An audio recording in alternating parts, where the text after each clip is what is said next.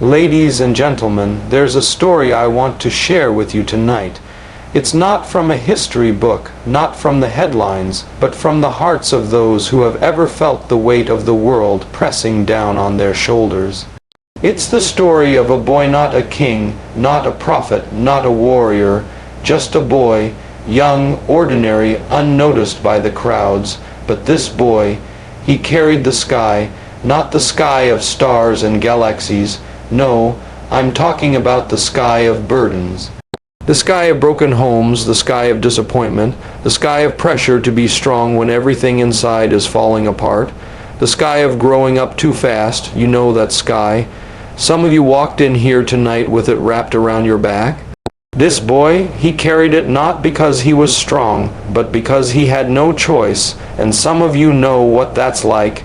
You didn't ask for the pain, you didn't invite the loss, but life dropped it into your hands and said, "Hold this," and so you did.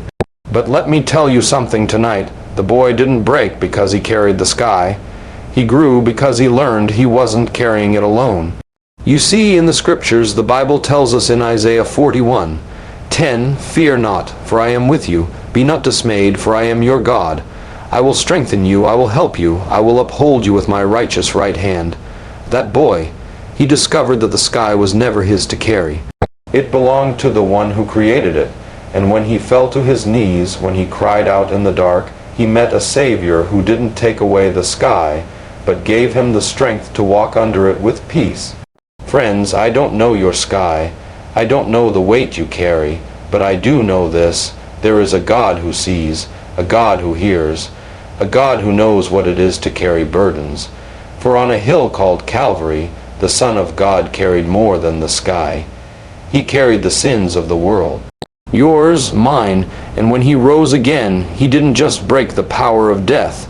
He broke the chains of every sky that ever pressed down on a weary soul. So tonight, if you're tired, if you're ready to lay that sky down, the invitation is open, not to religion, not to rules, but to a relationship with the one who says, "Come to me, all who labor and are heavy laden, and I will give you rest." Matthew 11:28. The boy who carried the sky is not a legend. He lives in all of us, but the victory comes not when we lift more, but when we finally let go. The sky in this message is not made of stars and clouds and blue. It's a symbol of the invisible, heavy burdens people carry through life. It represents the weight that presses on the shoulders of hearts that are tired, anxious, or afraid. It is the pressure of expectation, the sorrow of loss, the confusion of identity, the ache of being misunderstood, and the loneliness that can surround even the busiest life. For some, the sky is the burden of growing up in a broken home, of being the strong one for others when no one is strong for them. For others, it's the feeling of not measuring up, of always being behind, of trying and failing and trying again. The sky is what we carry when the world is too big and our hands feel too small. When the story speaks of a boy who carried the sky, it touches something deeply human. That boy is not one specific person. He is anyone who has felt the crushing weight of trying to hold it all together. He is the quiet child who hides his pain behind a smile.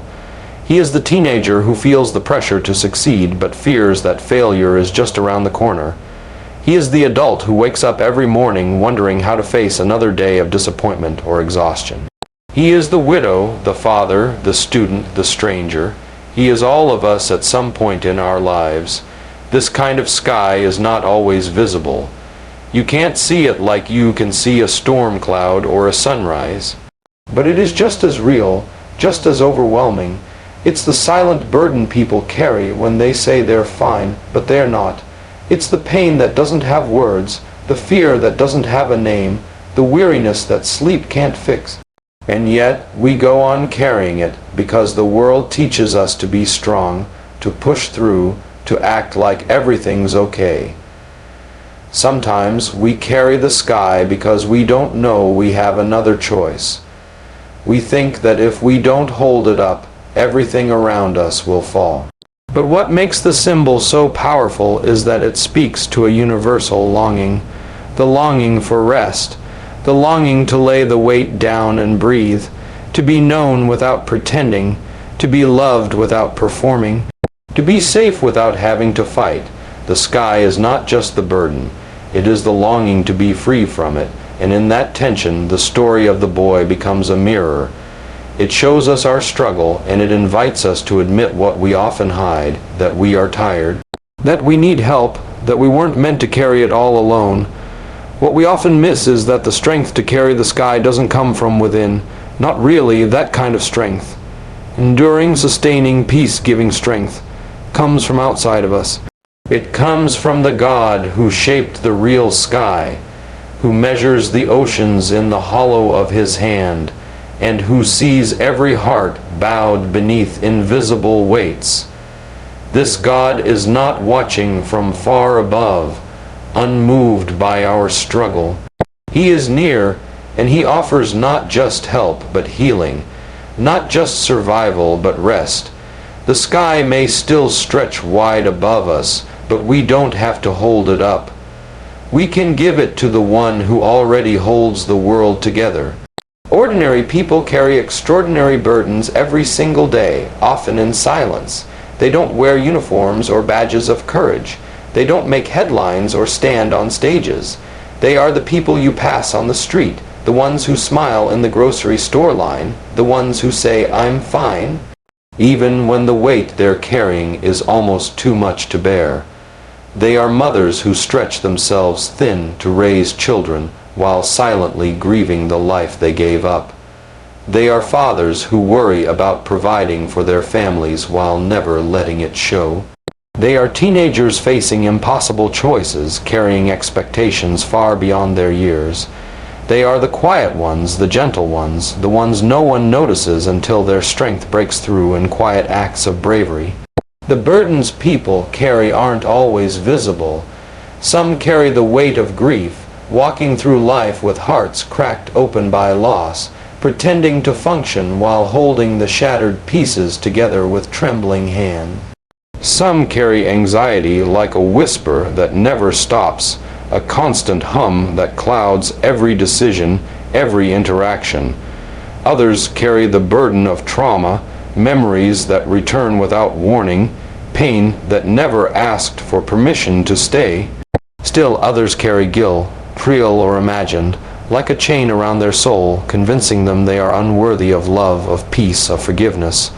What makes these burdens extraordinary is not always their size, but the quiet courage it takes to carry them. Courage isn't just found on battlefields or in dramatic rescues. It's in the mother who gets out of bed despite depression. It's in the man who shows up to work even though his heart is breaking. It's in the child who chooses kindness while living in chaos. These moments may never be celebrated, but they matter. They are proof of resilience. They are acts of grace under pressure. Some people carry the weight of being the strong one. They are the ones others turn to, the ones who seem to always have it together. But strength like that can become its own burden. It can become lonely, because when you are seen as the one who carries others, who do you turn to when your own knees start to buckle? Many carry the burden of invisibility, of feeling forgotten or overlooked. They move through life doing what's expected, giving what's needed, while wondering if anyone really sees them.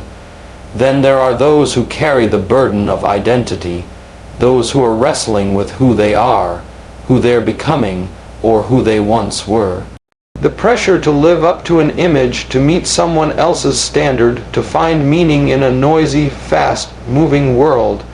That pressure can weigh as heavily as any physical load. Sometimes the heaviest burdens are the ones tied to the question, am I enough? And yet, these people keep going. Ordinary people doing ordinary things. Raising children, paying bills, caring for sick loved ones, showing up for their friends, forgiving when it hurts, loving when it's hard. There is something sacred about their struggle, something holy in their perseverance. It may not look like much from the outside, but inside, it's a battlefield of faith and endurance. These quiet warriors carry more than we know. They teach us that greatness isn't always loud. It doesn't always come with applause. Sometimes greatness looks like endurance. Sometimes it looks like choosing hope when everything feels hopeless. Sometimes it looks like getting up one more time, praying one more prayer, offering one more smile. The world may call them ordinary, but heaven sees something else entirely. It sees their strength, their faith, their sacrifice, and it calls them beloved. Many carry burdens they didn't choose, burdens that were placed upon them without their consent, without any regard for their readiness or desire to carry them. These burdens can take many forms, from the weight of grief that comes unexpectedly with the loss of a loved one, to the responsibility of caring for someone who is ill or in need, to the pressures of growing up in environments that aren't safe or nurturing. Some people bear the burden of poverty, unable to escape circumstances that seem to dictate their future from the moment they are born. Others face the burden of failure, not because they have done something wrong, but because life has a way of handing out challenges without fairness or reason. These burdens are not always visible to the outside world. People carry them in silence, hiding their struggles behind smiles or words that say, "I'm fine," when everything inside is falling apart. A mother might carry the burden of being the emotional anchor for her family, holding things together even when she feels she's drowning. A father might carry the weight of not being able to provide enough for his children, the fear of being judged by others, or the anxiety of not measuring up to society's expectations of success. A young person might carry the emotional burden of living up to their parents' dreams for them, while battling their own internal battles of identity, self-worth, and direction. There are others who carry the burden of injustice, of being treated unfairly because of their race, their gender, their background, or their beliefs. These individuals didn't choose the circumstances of their birth, but they are still forced to carry the consequences of a world that often seems to be divided into categories of worth. Some carry the burden of being misunderstood or judged, carrying the weight of stereotypes and labels that others place upon them, the emotional toll of being constantly scrutinized or rejected can wear down even the most resilient soul. The hardest part of these burdens is often that they feel so isolating. When you're carrying a burden you didn't choose, it can feel as though you're alone in your struggle. You wonder, why me? You ask yourself, what did I do to deserve this? The weight of it feels unbearable, and yet you carry it because you have no other choice. You push through, pretending that it's fine, that you're okay, when in reality, you're trying to find a way to cope with the weight of something you never asked for. In the midst of it all, there can be a feeling of powerlessness, as though the burden is so much bigger than you. It can seem as though there is no way out, no relief in sight, no end to the struggle. Some are burdened with broken relationships that seem impossible to heal, others with physical or mental health challenges that don't have easy solutions. The pain of watching a loved one suffer, knowing you can't fix it, can feel like a burden in and of itself. And yet, even in the darkness of these unchosen burdens, people continue to walk forward. They continue to love, continue to care, continue to show up, even when it seems like the weight will break them. The truth is that many people are carrying burdens they never chose, and yet they are doing it with incredible strength. Strength not always measured in outward success or achievement, but in perseverance, in the quiet resilience of continuing day after day despite the weight. These burdens, while difficult, are also a testament to the courage and endurance of the human spirit. They are reminders that life is not always fair, but that the strength to face it comes not from the absence of burdens, but from the power to keep going in spite of them. And though the burden may not be of their making, they are still able to find meaning, to discover hope, and to reach out to others in ways that inspire those around them. Strength is not found in self-reliance as much as we are taught to believe otherwise. In a world that celebrates independence and self-sufficiency, we often carry the mistaken belief that true strength comes from standing alone, from relying only on our own abilities, and from proving to others and to ourselves that we don't need anyone. This idea can be powerful and alluring, but it's also a path that leads many down a lonely and exhausting road. The truth is, strength is not always about standing alone. It is often found in recognizing our limitations, reaching out for help, and surrendering our pride. Self-reliance can trick us into thinking that we must carry every burden by ourselves. It tells us that asking for help is a sign of weakness, that we should never show vulnerability or admit that we can't do it all on our own. So we push ourselves to the breaking point, working harder, striving longer, and hiding our pain behind a smile. But the reality is that this kind of strength, this self-imposed, self-sufficient strength, comes with a cost. It's not sustainable. It leads to burnout, isolation, and ultimately a sense of emptiness. True strength, on the other hand, is found in the ability to recognize our need for others and, more importantly, our need for God.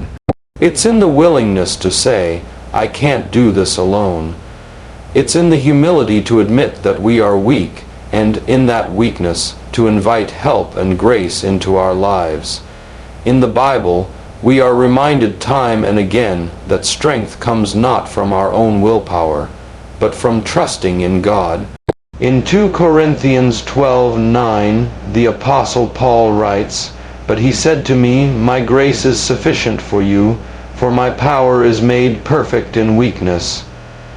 Therefore I will boast all the more gladly of my weaknesses, so that the power of Christ may rest upon me." It is in our vulnerability, in our willingness to lean on God and others, that we find the strength we need to persevere. When we rely solely on ourselves, we miss out on the community and support that God has placed around us. We fail to recognize that we are part of something bigger than ourselves, that there are people who are willing to walk with us through our struggles, people who can carry the load with us when we can't carry it alone. We were never meant to live in isolation. We were made to be in relationship with one another, to share our burdens, to offer support, and to receive it. In the book of Ecclesiastes it says, "Two are better than one, for if they fall, one will lift up his fellow." Ecclesiastes 4:9-10. This is the essence of true strength, the ability to rely on others and to be relied upon. In recognizing our dependence on others, we also recognize our dependence on God. Self-reliance, while tempting, often leads us to pride and self-deception. It tells us we are the masters of our fate, the captains of our souls. But when we allow ourselves to be vulnerable, when we admit that we need help, we open the door to divine strength. God's strength is not dependent on our own efforts. It is available to us when we are willing to let go of our need for control and trust that He will provide what we need. In moments of weakness, when we feel like we cannot go on, God is there to give us the strength we need. His strength is not limited by our own capacity. It is boundless, and it is enough. In fact, it is often in our weakest moments that we experience His greatest strength. When we let go of the illusion of self-reliance and trust in God's provision, we find that His grace truly is sufficient. It is in our dependence on Him that we become strong, not because we have it all together, but because He does. And that is the kind of strength that sustains us, not just for a season, but for a lifetime. God offers strength and support in a way that far surpasses what the world can offer. When we are worn out, when we feel like we cannot go on, when we are lost in the depths of despair, God's strength is there to lift us. His support is not temporary or conditional, based on our ability to handle things on our own. It is unwavering, constant, and available to anyone who reaches out to Him. This divine strength is not merely the strength to survive. It is the strength to thrive, the strength to face whatever life brings with hope, peace, and courage. In moments of struggle, we often feel as though we are carrying the weight of the world on our shoulders. The burdens of life, whether personal, relational, or professional, can overwhelm us, and it's easy to feel that we have to face them alone. Society tells us that strength comes from within, that we must be self-sufficient, and that vulnerability is a weakness. But the Bible offers a different perspective. It invites us to let go of the false notion of self-reliance and to turn to God, who is always ready to give us the strength and support we need. In Isaiah 41:10, God promises, "Fear not, for I am with you. Be not dismayed, for I am your God. I will strengthen you, I will help you, I will uphold you with my righteous right hand." This is not just a promise of temporary relief. It is a promise of a permanent, unshakable support that comes from the Creator of the universe, who knows our needs better than we do. One of the most remarkable aspects of God's support is that it doesn't depend on our strength or ability to hold everything together. In fact, He often shows up in our weakest moments, offering us grace and mercy when we least deserve it. God does not wait for us to be strong or to have it all figured out before He offers His help. He is present in our weakness, offering His strength to fill in the gaps. As 2 Corinthians 12:9 reminds us, "But He said to me, My grace is sufficient for you, for my power is made perfect in weakness. Therefore I will boast all the more gladly of my weaknesses, so that the power of Christ may rest upon me." It is when we are weak that we discover the true depth of God's strength, because it is in those moments that we learn that we are never truly alone. God's support is not just a passive presence, it is an active, empowering force. The Holy Spirit, promised to those who follow Christ, provides us with comfort, guidance, and strength in the midst of every circumstance. Jesus Himself said in John 14:16, "And I will ask the Father, and He will give you another helper, to be with you forever." The Holy Spirit is not distant or far away.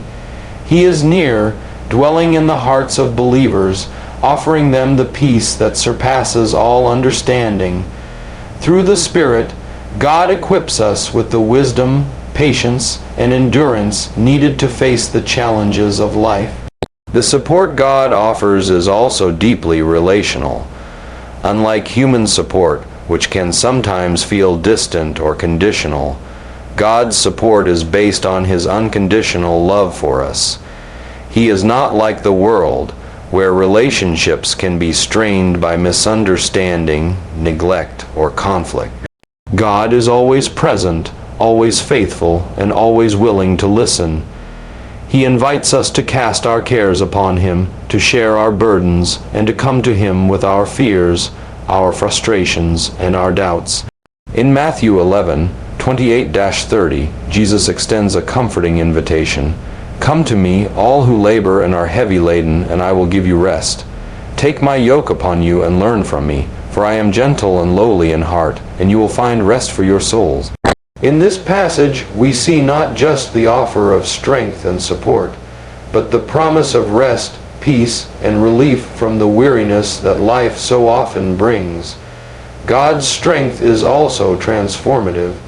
It does not merely help us endure, it changes us from the inside out. It equips us to face challenges with grace, to respond to difficulty with love, and to find hope in the darkest moments.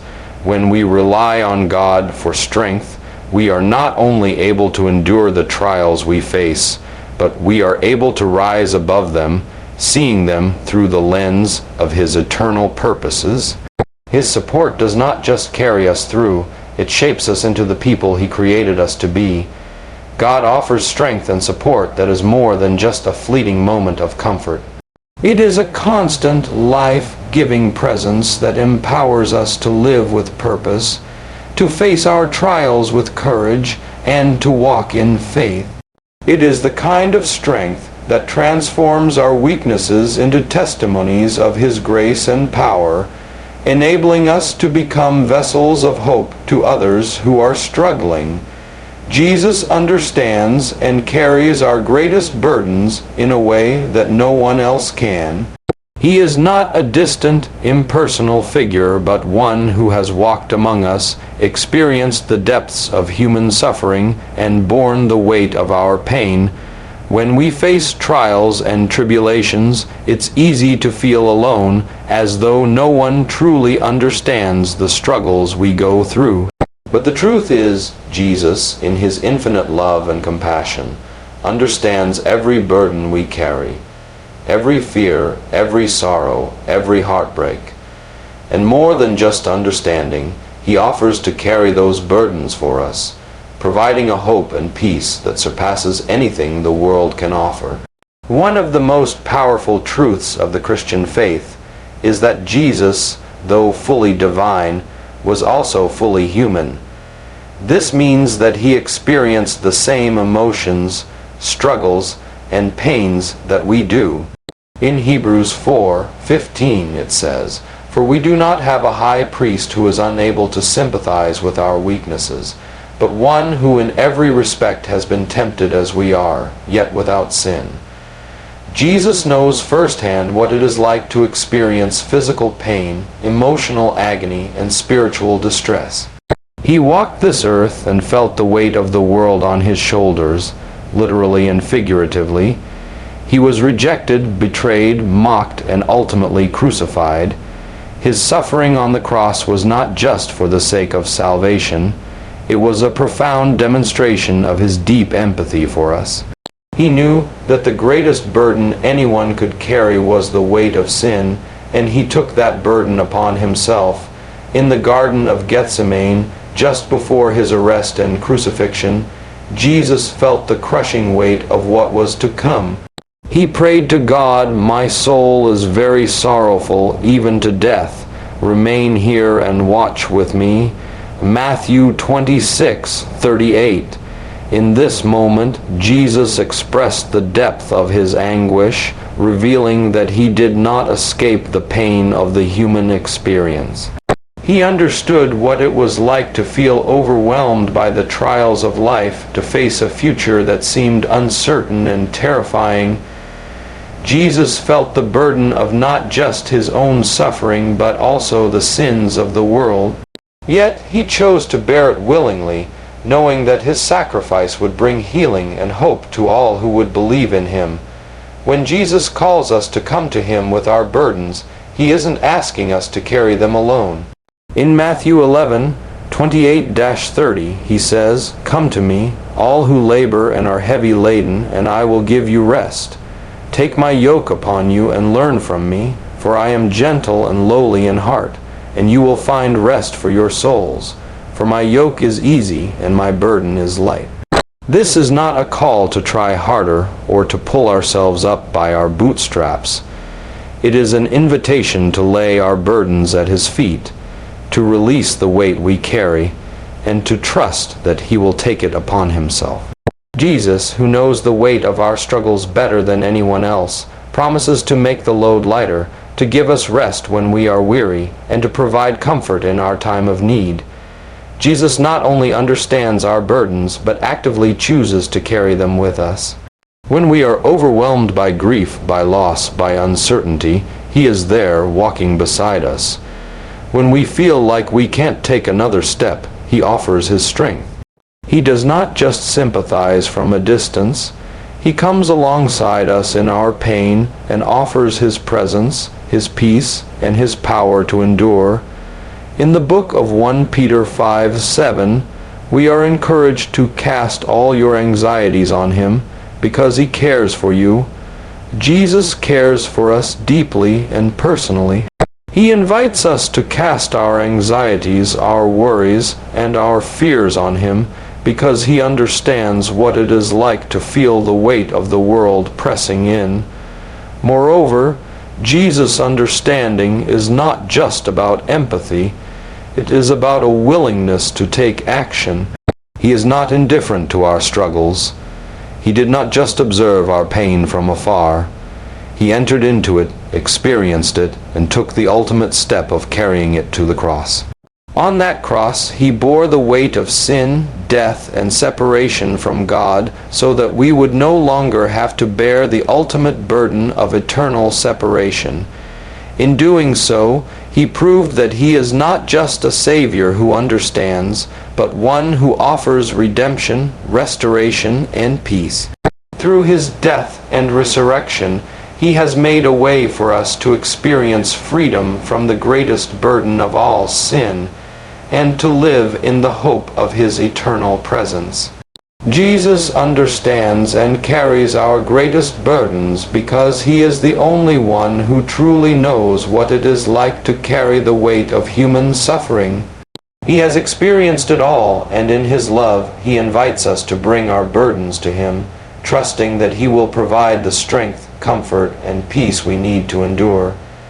His heart is full of compassion for us, and He offers a rest that is deeper than anything the world can offer. In His presence, we find relief from the struggles that weigh us down, and in His love, we find the strength to carry on. Freedom begins when we surrender, not in the way the world might suggest, by giving up or giving in, but in a deeper, more transformative sense. In a world that tells us to fight for control, to assert our will, and to stand strong in our own power, the idea of surrendering can seem counterintuitive, even weak. But true freedom is not found in holding on to control with a clenched fist. It is found in the moment when we let go, when we release our burdens, our fears, and our need for self-sufficiency, and place our trust in something greater than ourselves. When we surrender, we acknowledge that we do not have all the answers, that we are not in control of everything, and that there are forces at work beyond our understanding. It is a humbling act of recognition, recognizing that we are limited, but that God is limitless. In this surrender, we come to terms with the fact that our own efforts are not enough to bring lasting peace or true freedom. Our striving, our constant striving for perfection, for achievement, for security, only leads us in circles, never reaching the fulfillment we seek. But when we let go of the need to control, we open ourselves to the freedom that comes from God's grace. This kind of surrender is not passive, it is an active choice. It is the decision to place our trust in God, to release the burden of trying to make everything work on our own, and to allow Him to lead us.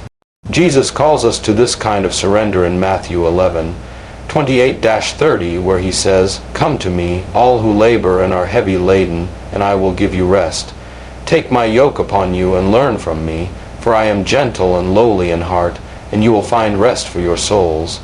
For my yoke is easy, and my burden is light." In this passage, Jesus invites us into a place of rest, but that rest comes through surrender. We must be willing to lay down our own burdens, our own expectations, and our own desires to take up His yoke, which is gentle and life-giving. When we surrender to God, we surrender not just our struggles, but also our pride. We let go of the illusion that we are self-sufficient, that we can fix everything on our own. We surrender our desire for control, our need to have everything figured out. This is the freedom that Jesus offers us, a freedom from the need to be in charge, a freedom from the pressure of always having to make everything perfect. Surrendering to God allows us to let go of the fear that comes with trying to control every outcome, every situation. We no longer have to carry the weight of all our decisions and their potential consequences, because we trust that God is in control.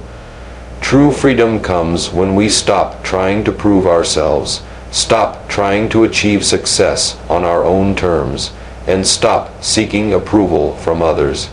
We surrender the need to be validated by the world and allow God's love and grace to be enough. This kind of freedom isn't based on external circumstances or achievements. It's an inner freedom, a peace that comes from knowing we are loved and accepted by God just as we are. It is freedom from the shackles of fear, comparison, and anxiety. When we surrender, we open ourselves to live authentically, without the constant pressure to meet expectations or live up to false ideals. But surrender does not mean that we passively accept life's challenges or live without purpose. On the contrary, true surrender leads to active obedience. It means trusting God enough to follow His lead, to walk the path He sets before us, even when we don't fully understand it. It is a surrender of our own will in exchange for the will of God. When we choose to surrender, we are choosing to align ourselves with God's purpose for our lives, knowing that His plans for us are greater than anything we could have imagined on our own. Surrender is not a one-time event, but a continual choice. Every day, we are faced with moments where we must decide whether to cling to our own way or to trust in God's way. Every day, we must surrender our desires, our anxieties, and our will, and invite God to lead us. But in doing so, we find a peace that transcends understanding, a freedom that cannot be taken away by the challenges of life. Freedom begins when we surrender, and it is in that surrender that we discover the abundant life that God has promised. It is in releasing control that we find true peace. It is in letting go that we receive the joy of living fully in God's presence, trusting in His guidance and His love. This freedom is not bound by circumstances, but is anchored in the unchanging love of God, who is always faithful, always trustworthy, and always there to guide us on the journey. The invitation to find rest is open to all, regardless of our background, our past mistakes, or the weight of the burdens we carry. In a world that is often noisy, chaotic, and full of demands, the idea of true rest feels like a distant dream for many.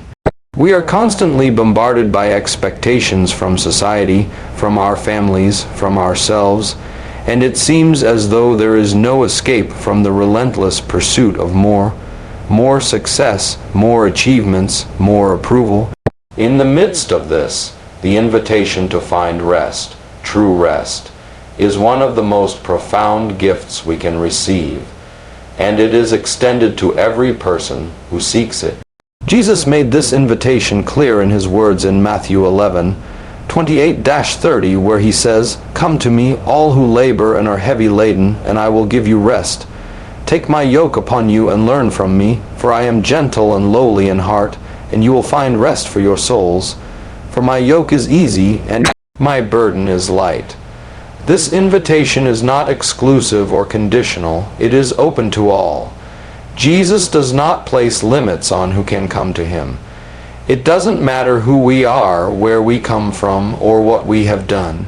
The rest He offers is not based on our achievements or our worthiness, but on His grace and His desire to offer peace to all who are weary. The invitation to rest is not just about physical rest, though that is certainly part of it. It is a deep, soul-level rest that can only come from being in the presence of the One who created us. It is the kind of rest that transcends our circumstances. In this world, rest often feels temporary, fleeting, or unattainable. We might get a good night's sleep or take a break from work, but the worries, anxieties, and stress of life don't always fade away. However, the rest Jesus offers is lasting and holistic. It is a rest that fills the deepest parts of our souls, a peace that does not depend on the external pressures of life, but flows from an inner trust in God's love and provision. What makes this invitation so powerful is that it is not just a rest from physical labor or exhaustion. It is a rest from the emotional and spiritual burdens we carry. Many of us live with deep inner struggles, guilt, shame, fear, doubt, loneliness.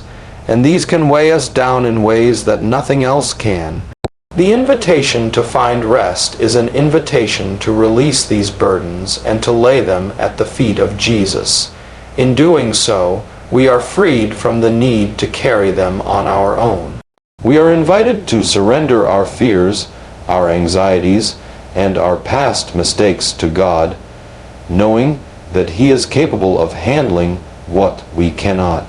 When we come to Jesus with our brokenness and exhaustion, He offers us the rest we long for, the peace that comes from knowing we are loved, forgiven, and accepted, just as we are. This invitation to rest is also a call to exchange our way of doing things for God's way. Jesus speaks about taking His yoke upon us, which might sound like another task to take on, but His yoke is not a heavy burden, it is light, because it is not about striving in our own strength. A yoke is a tool used for plowing or guiding oxen, and in this case it represents the way we are meant to live, side by side with Jesus, allowing Him to lead us, guiding us with His wisdom and love. When we take on Jesus' yoke, we are no longer walking through life alone, trying to figure everything out on our own. Instead, we are walking with the one who knows the way, who carries the burdens of life with us and for us.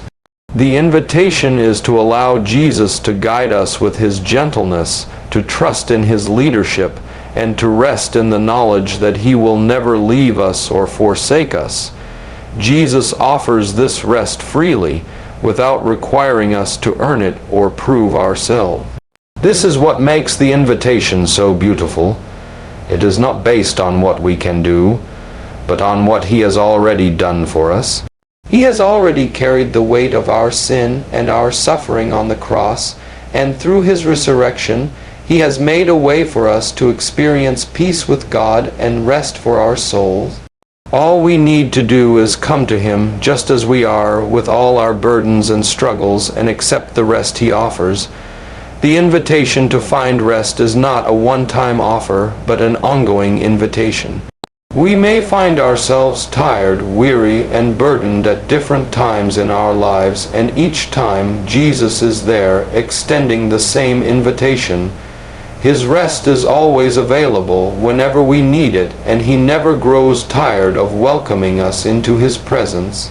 Each time we turn to Him, we experience a deeper peace and a renewed strength to face the challenges ahead. This rest is not a passive retreat from the world, but an active, ongoing relationship with the One who sustains us through everything. In His presence, we find the strength to endure and the peace to carry on.